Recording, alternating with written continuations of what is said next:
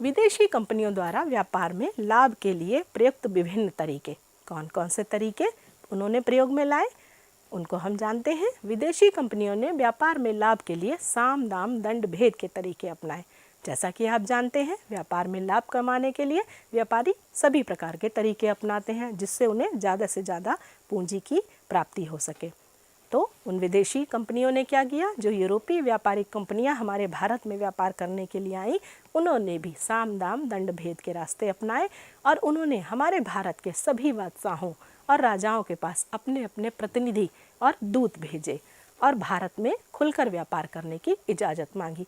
जैसे कि भारत में उस समय अनेक राजाओं के राज्य हुआ करते थे और बहुत सारे बादशाह भी शासन करते थे। उनके राज्य में व्यापार करने के लिए यूरोपीय कंपनियों को उन राजाओं और बादशाहों को से अनुमति लेनी पड़ती थी। इस प्रकार के तरीके, जैसे उन राजाओं को प्रलोभन देना, उन राजाओं को सुरक्षा प्रदान करना और उन राजाओं को अनेक ऐसे उपहार देना जिससे कि वो व्यापार में छूट की इजाज़त दे सके, इन सभी तरीकों को व्यापारिक कंपनियों ने अपनाया।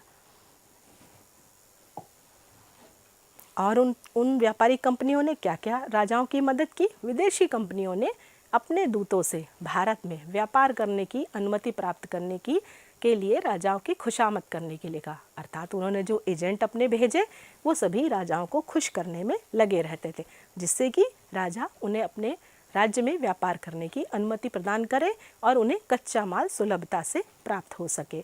फलस्वरूप राजाओं ने उनको अधिकार पत्र अर्थात फरमान जारी कर दिए जिससे कि उन फरमानों में ये लिखा होता था कि उन व्यापारिक कंपनियों को करों में विशेष छूट दी जाए और उन्हें अपना कच्चा माल आसानी से दे दिया जाए जिससे कि सस्ते दामों पर वो व्यापारिक कंपनियां कच्चे माल की प्राप्ति उन राजाओं के इन फरमान को दिखाकर कर लेती थी। करों में छूट, जैसे कि आप जाने, अगर आप व्यापार करते हैं और आपके ऊपर सरकार द्वारा कुछ कर लगाए जाते हैं, यदि उन करों में छूट मिल जाए तो आपके लिए पूंजी की प्राप्ति आसान हो जाती है और आप अपने मन चाहे दामों पर अपने माल को बेच सकते हैं और इससे आपको ज़्यादा से ज़्यादा लाभ में मिलेगा। तो इन विदेशी कंपनियों के व्यापारियों के दूतों ने राजाओं को लुभाने के लिए अत्यंत खुशामद भरे कार्य करने प्रारंभ कर दिए थे। व्यापारियों के दूतों ने कुछ करों को न देने की छूट भी मांगी थी। सभी राजाओं को खुश करने में लगे रहते थे और प्रायः वो यही प्रयास करते थे कि उनको कोई भी कर न देना पड़े और कच्चे माल की प्राप्ति बिना कर से हो जाए। इसके बदले में उन्होंने बादशाहों और राजाओं को बहुत सारे उपहार भी दिए। जैसा कि आप देख पा रहे हैं इस चित्र में भी, ये हमारी पाठ्यपुस्तक का चित्र ही है और इस प्रकार अनेकों दूतों ने और एजेंटों ने राजाओं को खुश करना प्रारंभ किया। क्या क्या उपहार दिए, आइए इन पर देखते हैं।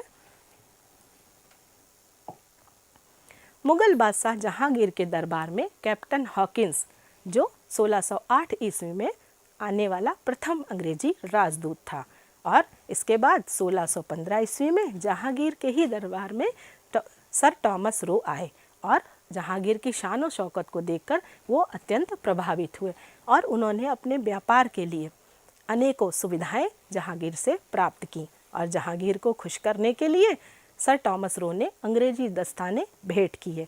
उस समय हमारे देश में इस प्रकार के दस्ताने का निर्माण नहीं किया जाता था और इंग्लैंड में प्रयोग की जाने वाली विशेष दिखने में बहुत सुंदर एक बग्घी, जैसा कि आप चित्र में भी देख पा रहे होंगे कितनी सुंदर बग्घी है, इस प्रकार की बग्घी इंग्लैंड में चलती थी और उन्होंने ये जहांगीर को उपहार स्वरूप भेंट में प्रदान की जिससे कि जहांगीर बहुत प्रसन्न हुए और उन्होंने अनेक प्रकार की छूटें देने का फरमान जारी कर दिया।